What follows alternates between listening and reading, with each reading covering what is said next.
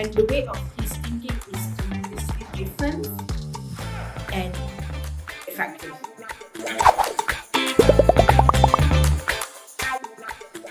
So the Dr. Roy's way of bringing us to critical thinking at the same time giving us the guidance, that is the beauty of this course.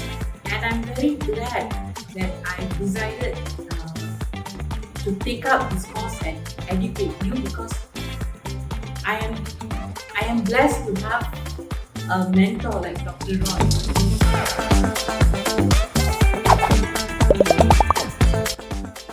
I would really suggest everyone to study the level in HR and also human, because so many positions, and nowadays most organizations are looking for women to add to their workforce. So educate with this master's in HRM would really help you.